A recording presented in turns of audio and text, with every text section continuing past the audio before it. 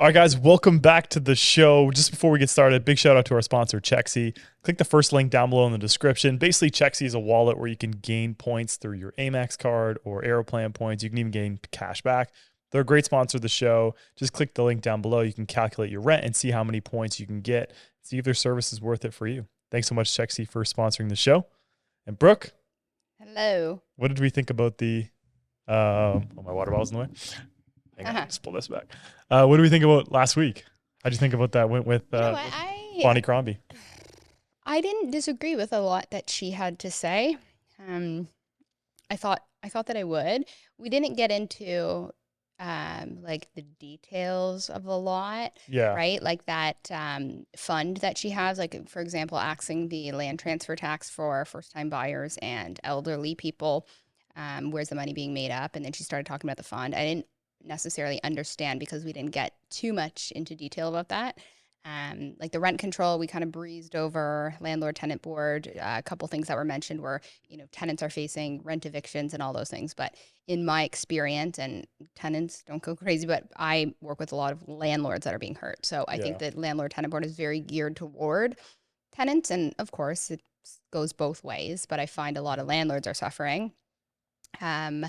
And a couple other things. I didn't disagree. I liked her. I do think that Ford is going to win, and nobody calls an election if they think they're going to lose. He thinks he's going to lose. But no, it was good having her on. I think that moving forward, it'd be cool to have a couple more politicians, in our areas come on. For sure. I've reached out to. Try to get Dougie on. He didn't respond. Doug Ford. So if anybody knows him, I've been trying to get. It's also election time in a couple days, so pretty busy. Yeah. But everybody that knows him says he's a good guy. So I'm sure that well have him on the show. So stay tuned for that. Stay tuned for that. Yeah, I thought that when I re-listened to the podcast before I posted it, I felt like I personally. I won't speak for you, but I was like soft on certain areas. Like I could have. And Nick, here's the thing: we didn't come on to like grill her. It's more of like we want people to come back, right? Like I'm not here to grill you. Like let me hear what your plans are, your policies. I know the liberals are not. They're not popular, yeah. Right. So I'd rather just hear more from her than me grilling her, because again, I'm not a politician. I don't know. I'm not an economist and all of that. So or a reporter. Right. I'm a realtor at the end of the day. So I had those questions, and just seeing how she responded to them was more the idea than, grilling her. It wasn't set up for a debate. So for sure. Yeah. But I understand. Yeah. Do you wish you had said a couple things back in. One thing I wish I touched upon more was immigration, which I didn't even talk about. Yeah. Which was like on my list to talk about. I don't know. I think we just ran out of time. Like I wanted to know what the role was between the federal government and the provincial government, and how do they decide who goes where, and could she push back? Decide where they want to go if they're immigrating to Canada? I don't think so. I don't think they. I don't it's think like, they okay, decide. You have to live in this province if you come to Canada, and that you can't leave. I don't think that's a thing. No, I don't think that's a thing either. But I think with like foreign students, right? Like you have to have a cap on certain provinces on how many students can go to what province, as an example. Okay, fair. But do they check in on, let's say I'm a foreign student and I go into a university in Alberta, and then these are the questions you're asking that I don't know the answer to, that I would love to ask a politician about. So they did give us the 5-minute warning. So we tried to touch on a lot of things, but a lot of our, press secretaries, and there was people here giving us the that we weren't just the only people down here. A lot of people there today or that day. That was interesting. But I posted on our podcast page, and I did say, like, I wish I was a little bit harder on some questions. I found that a lot of her policies were more conservative than like liberal. I agree with you on that. Yeah. And we, since we're realtors, had a lot of questions regarding the housing market and how that's going to be fixed. But the liberals and her stance really, and what even she has on the side of her bus, is 2.5 million people don't have a family doctor. So she's really big on healthcare. Yeah. And helping people without a family doctor and incentivizing doctors to come back to Canada. But again, since we didn't have a longer period of time, she said, we're going to incentivize doctors to come back. Didn't really touch on how and what the plans were. It was kind of surface level. So again, we're not here to really get into the like we kind of we had to work with the time we got to work on. And honestly, like as like, a cool 360 moment for us, like we started this thing just, hey, let's just see where it goes. And we had a politician on who's a pretty big name, former mayor of Mississauga. So hopefully we can keep growing this thing with all your guys' support. Honestly, it's been a pretty cool ride. Appreciate you. Yeah, we appreciate you so much. So just to go off of, I'm going to read the second one actually because we started with Bonnie Crombie. So the provincial election update in Ontario. So the election's February 27th, which is right around the corner. 2 days. Yeah. So it shows the progressive conservative led by Doug Ford maintaining a lead, though the race has tightened based on recent data. So there was data put out that among committed voters, the PC are at 41%, down 5 points from earlier in the campaign. They're still up big, but the Ontario Liberals, led by Bonnie Crombie, sit at 28%, up 4 points, while the NDP, under Merritt Stiles, holds steady at 21%, and the Green Party's at 6%. So it looks like that, the campaigning that Bonnie did actually has paid off a little bit. We'll see the final results, but early polling is showing that she's doing a pretty decent job at what she's doing. And she won another podcast too, Brandon Gonzaga show or something. He's got a very, very popular show. But anyway, she's doing the podcast circuit, and I saw her on many different news articles. So yeah, it looks like that. I see signs all over Toronto. It's like, stop Ford, vote Liberal. So there are some haters out there on Doug Ford, but I do think the Liberal kind of stain, not from Bonnie, but from Trudeau, is just kind of. Oh yeah, just the fact that she's Liberal. Yeah. Right. Yeah. It's just an unpopular party at this moment, although they're gaining more popularity in the polls, which I said would happen on this show. Once Trudeau leaves, they just really needed that. But if that hurt anyone, it hurt Jagmeet Singh, because he kind of had these this moment where he was outshining the Liberal Party, and he was maybe going to be the official opposition or up there. And now that's out the window for Jagmeet Singh. It looks that a lot of people who were on the fence with Liberals or NDP are now voting Liberal again. So. Yeah. Well, that was her closing statement in the Ontario debate. If you voted NDP, I ask for your vote.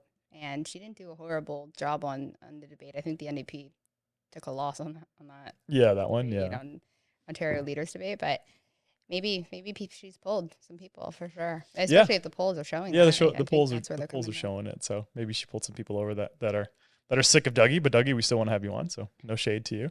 His closing statement, he cracks me up, especially when there's a camera in his face. Yeah, he's straight to the point. People want that now. Yeah, you know what? And he's made some mistakes in the past, like the whole Greenbelt thing. And he actually, I'll give him credit where credit's due. He came on and said, that was a huge mistake. That's my fault. And I retract those statements. Very few politicians. That's how you keep your followers, if you're able to take accountability and admit mistakes. What do we expect politicians to be? Perfect. No. Perfect? No. Right? Everyone's human at the end of the day. So the fact that he did that, he probably kept a lot of the people, because people are, especially in this economy, ready to jump ship at any moment and have an excuse to, jump ship, point fingers.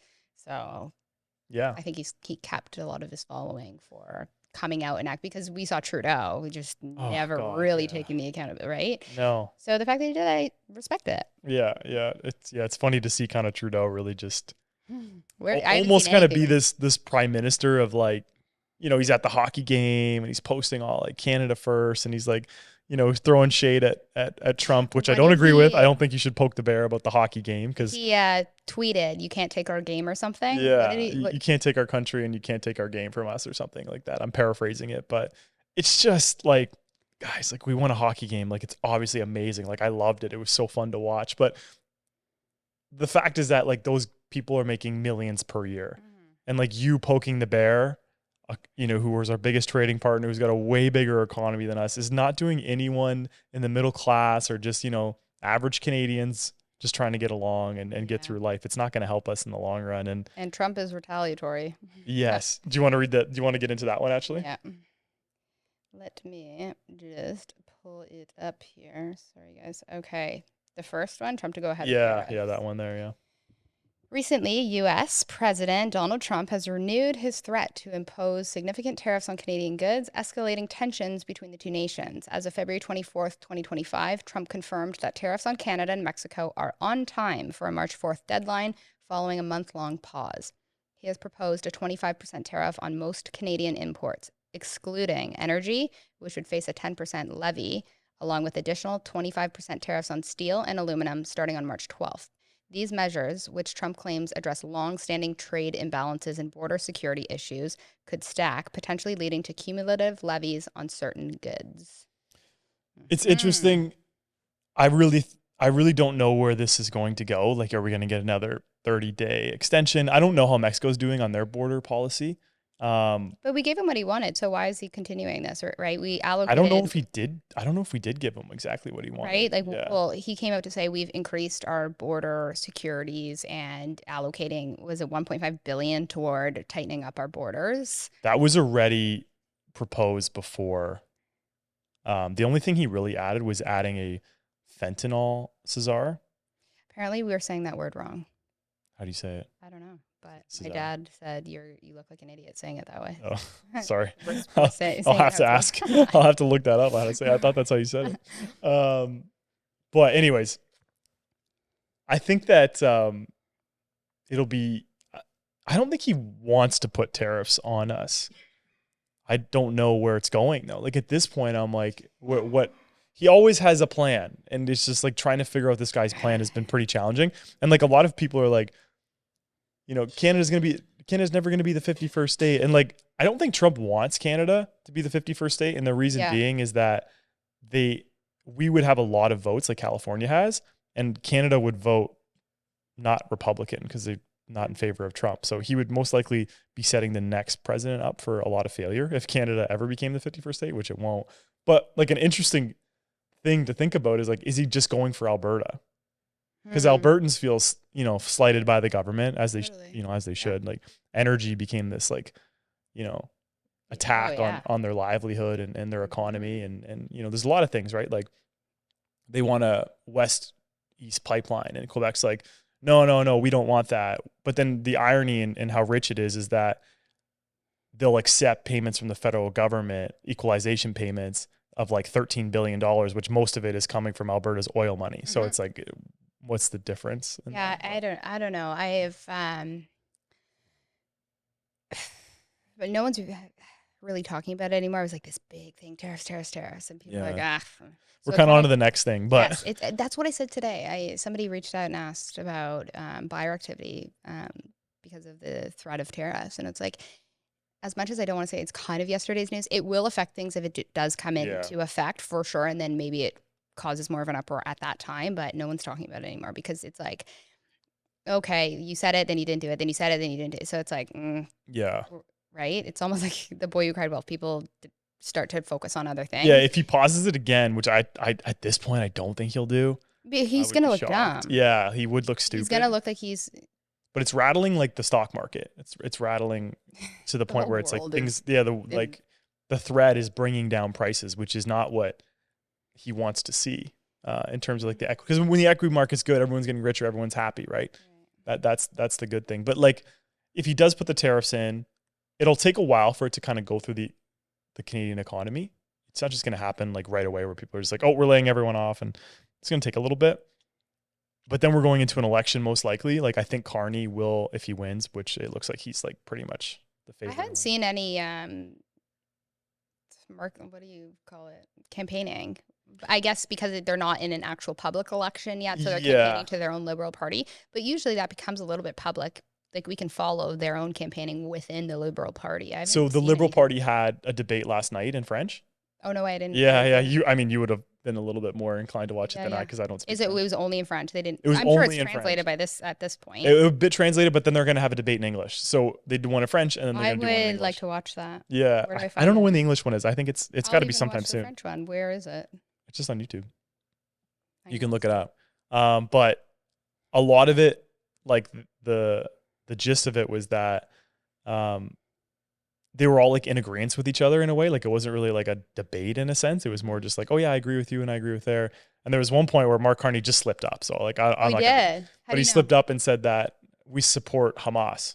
What? Yeah, but he slipped up. And then Freeland, who's like, the front runner against him, wasn't like, oh, you support Hamas. She was like, no, we don't support Hamas. And then he retracted. He was like, I misspoke, obviously. Like he just accidentally said it in the debate. So did he mean to say something else? he meant to say that I think he meant to say that we don't support Hamas, but the way he said it in French, because I don't think French is not his first language. So like, I'm not going to pretend like he tried to say it like on purpose.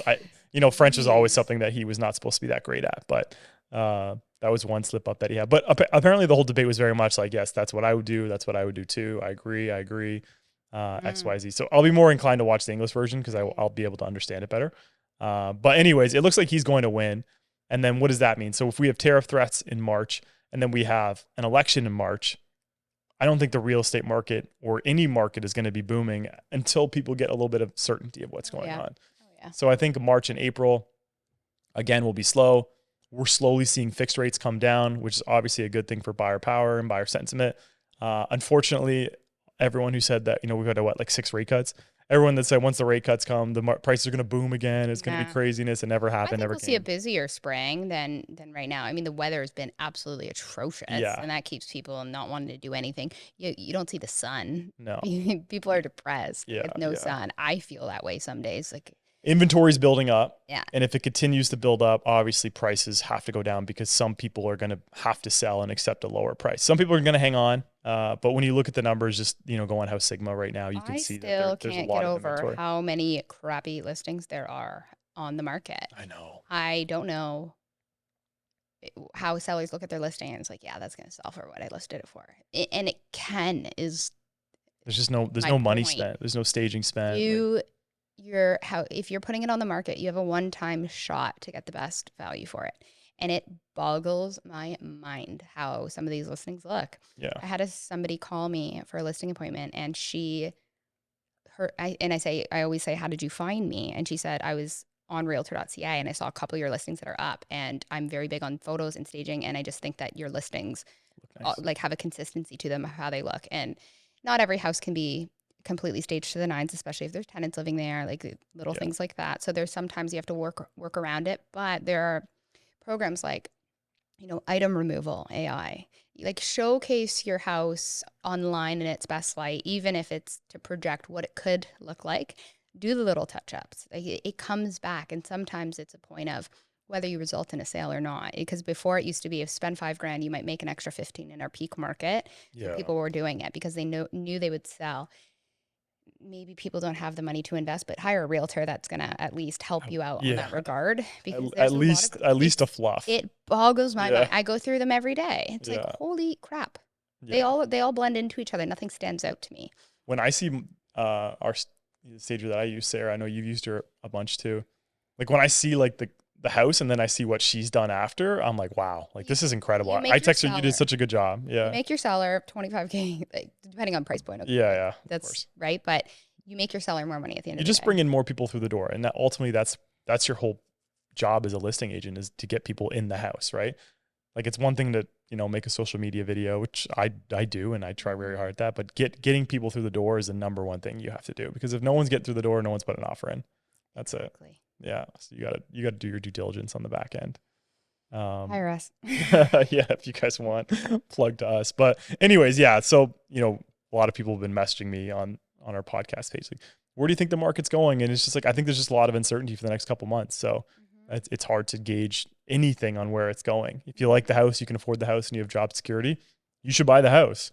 Like that's it. Like just keep it simple. Like if, you work with a mortgage agent, you got the down payment, you're trying to time this thing is super hard. And if you think it's going to go down a lot, then just go keep renting. It doesn't bother us.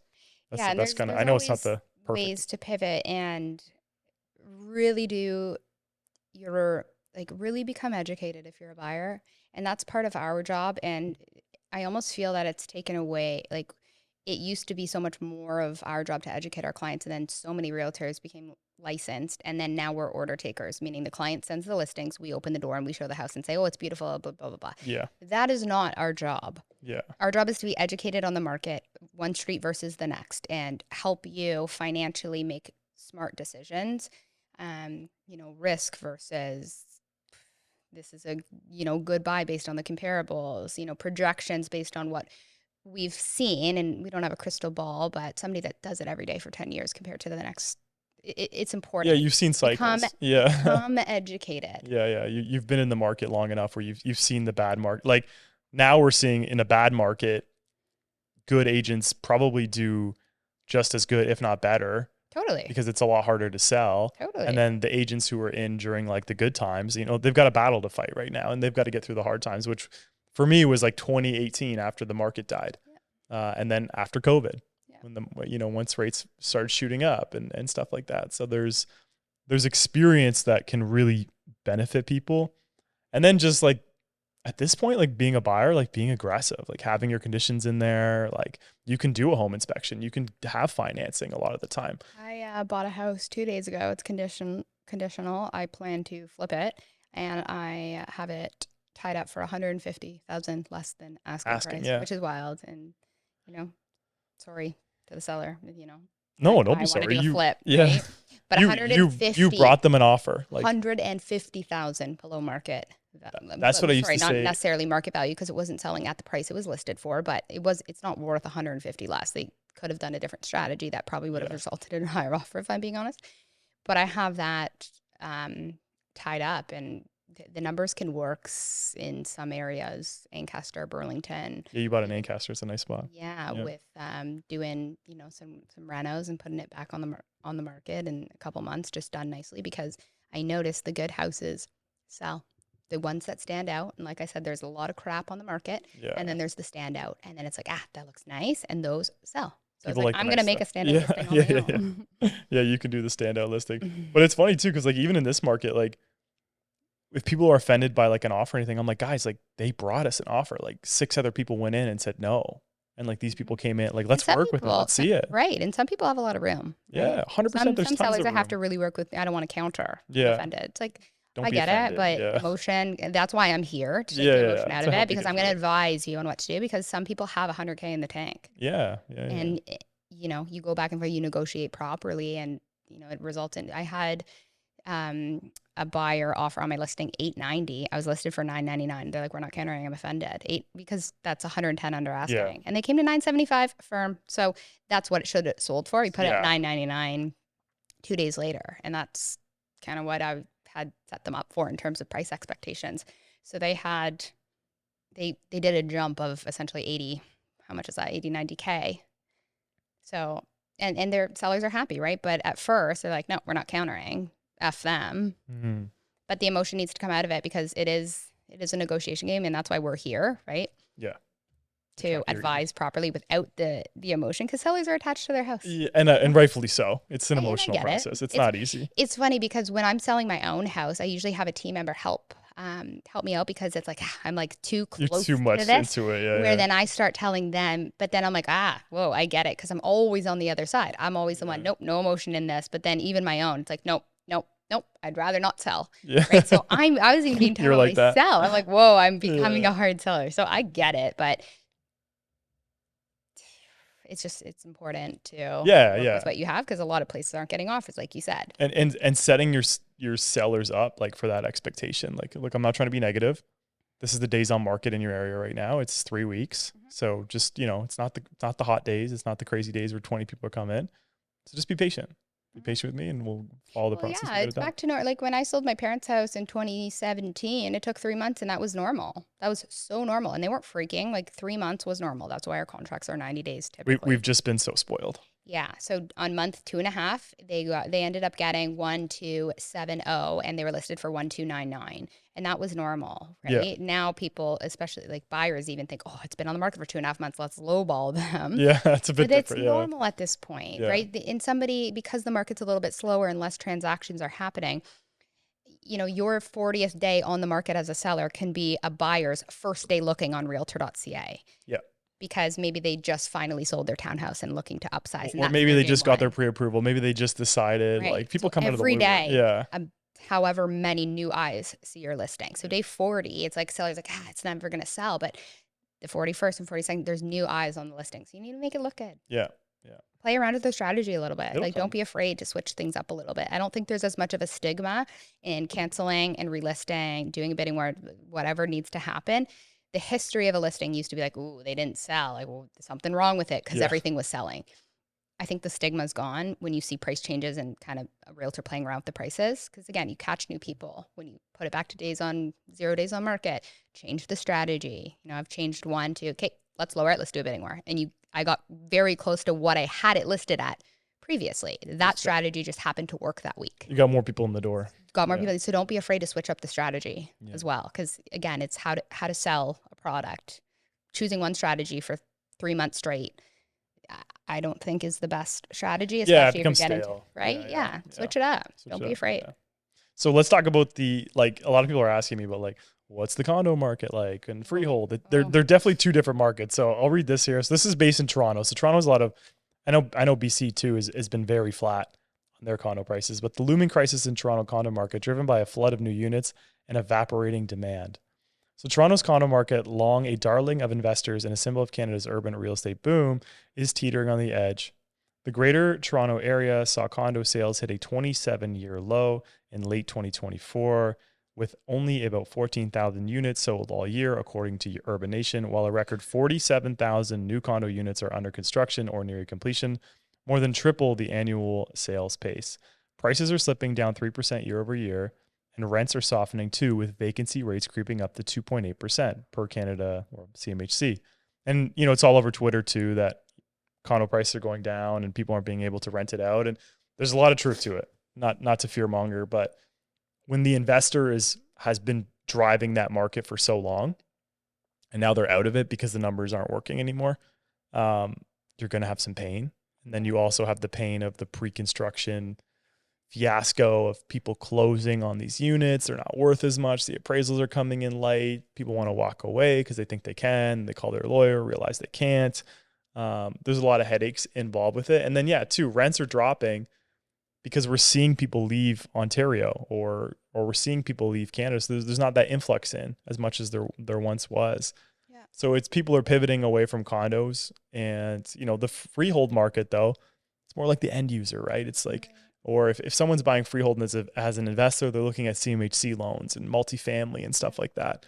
So it's a bit of a different beast. But if you're just like, I just want a home. I don't want to pay condo fees. I want to raise kids. Yeah, you're going to be looking at freehold. Yeah. So that's kind of it. But yeah, the condo market used to be first-time home buyers as well, which it still is. Like, people who are just alone or maybe a couple or something, and they want to get into the market and kind of. I haven't done condo showings in a long time. Actually, I have a buyer right now that she's like, I want to buy a condo in Burlington. I was like, oh my gosh, excellent. You have your pick of the crop. You have so many choices. Yeah. I was like, if that's what you want, then you are in luck. Yeah. Excellent. Yeah. I was looking at the sales on House Sigma, like the sales to listing ratio, and it's like, oh man. Yeah. Yeah. Other than that, other than her though, I haven't done condo showings in a really long time. Yeah. Yeah. Like I sold the one in Fort York in Toronto, right before Christmas. He was a first time buyer, right? It was his first place. His parents helped him out on a down payment, and that's how the numbers work. But like, try to show that to a condo investor right now, right? Like, you're going to get $2,600 a month and your payment's going to be $3,500. Like, the investor pool is just, it used to be a great way to park your money. And even if you broke even, right, you had the appreciation on it, but it's just not there anymore. So like that was a 50% of the condo market was investors. Oh yeah. Yeah. And now you pull that out. Yeah. I look at the big teams in the GTA that were very much pre-construction only and clients of them that I don't want to say they were wrong for trusting them because I don't want to think that they were lying and just trying to sell you on something. I mean, there are realtors that do that. Of course, yeah. But jumping ship. So I wonder the pre-construction teams that solely did pre-construction for years and did very well as a business selling pre-construction, how they're doing. It was the best game in town, for God's sake. Totally like, you didn't have to leave your house. Like, you were getting paid more, 4%. Like, But I didn't do it. But. No, I know. And thank God those buyers that are all closing right now, guess who they're looking at? And some understand that they made their own choice at the end of the day. Everyone places as long as, I have gone over risk and educated you properly, because I don't have a crystal ball. I'm not going to promise you that you're going to make money. I'm not going to do that. No, you can't. I will not do that. Yeah. No way. If anyone does, run. Right. But some people did really well and some people continue to do well with pre-construction. But I just think about those clients of these pre-construction teams, how they're not happy being sold on a promise that, you'll sign it for 80 grand and things like that. Yeah. It's especially the people who bought multiple units like that. Oh, kill me. Like imagine having 4 condo assignments under contract. What do you do? So it's weird though, because I was listening, this one guy, RBC does this like blanket mortgage. Yeah. So I was listening to this one guy speak about it, and he was saying that like, okay, so they're basically appraising these condos in the future value. So if a real appraiser went in, they'd say it's worth 1.8, 1.7. But RBC saying that's okay. We'll still lend on the 2.1 million that you paid, 2.2 million that you paid. This is an example that they had, a real life example. We're bullish on the market. We believe that it's going to be fine. But the real underlying aspect of it is the banks lend a lot of these pre-construction projects money. Yeah. So if they're not closing, then who's on the hook at the end of the day, right? You can say the builder, but it's the bank's money. Yeah. So the bank, RBC, who might have funded, I think they funded the project. They're kind of incentivized to say, give that person a mortgage. Yeah, we'll give you a mortgage. Because what happened was it's a circle. The guy said, how am I supposed to buy this? I can't get an appraiser. And the builder goes, well, RBC's giving blanket appraisals. So RBC's like, oh yeah, I'll give you a loan on that one. It's way overvalued, but I'll give you a loan on that one. And yeah, I thought that was like this sort of interesting. My tinfoil hat is like the banks are running this thing, right? Well, yeah, if the like that guy should lose, and then that should trickle down throughout the market. But if they're giving blanket appraisals to people, I'm not saying it's for every project, so don't quote me on every. But there was a lot of firm approvals given by RBC for these smart on the investors that got a firm approval when they purchased pre-construction at 2%. And what a firm approval is when you go buy a house and you have a pre-approval, you have a firm approval once the purchase documents are in, and it means we are giving you this loan no matter what happens. Yeah, no matter what happens. So RBC at the price you paid. Yes, yeah. RBC was one of the only ones back then that was giving firm approvals 4 years into the future when the project was complete. When you go get a pre-approval now, it expires within 90 days. Your firm approval expires within 90 days, typically, maybe some 120 days.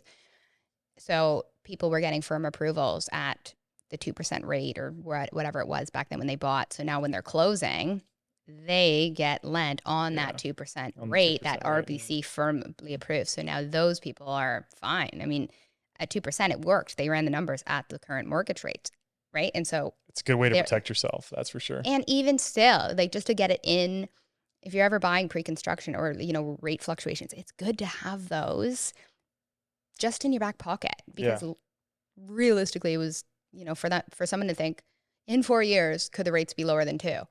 Not likely. But if by chance they were, scratch that firm approval, go get another one. Yeah. At the time of closing, if it's better. If it's better, yeah. Right? But just have that as your backup. Because just have it sitting there. So they're smart. And a lot of people that I worked with went and got their firm approval, and thank God, because now it's fine. I still think rates are going to come down. Like if I was to take a mortgage right now, I would, I hate to say it, I would gamble on the variable. And just that basic premise that just like sits in my head right now, when the economy's soft, banks have to drop rates, and rates are high. Like let's, obviously not historically high, but high for the house prices that we have right now and the indebtedness that Canadians are in. So I think that the rates are going to continue to fall, albeit slowly, but, and fixed rates and variable rates are like, they're pretty much in line now. Are they? Yeah. Like pretty much, like maybe varies a little bit higher than fixed, but I wouldn't say by much, maybe a 25 basis point spread. So I would probably take a variable. I'm not a mortgage broker. I'm not giving you I'm not giving you financial advice. This is just what I would think about doing, is just kind of looking at that spread and then just thinking like rates in the States are still really high. They just haven't dropped their rate in a long time because inflation's been sticky. So I think obviously as time goes on, they're going to drop their rates, and then that'll feed into the Canadian economy a bit. So anyways, you got anything else? That's all for me today. A lot of yapping. So anyways, guys, thanks so much for tuning in. Thanks for all the support in the Bonnie episode. I got a lot of messages and people did enjoy it. And hopefully you guys can help us continue to get more people on. Again, check out Chexy if you can. First link down below in the description. If you want to work with Brooke and I, there's a link down there to our calendar. We'd love to hear from you. And yeah, we appreciate you guys so much. Oh yeah, like and subscribe. That helps us get more guests on. Appreciate it. Take care. See you next week. Bye.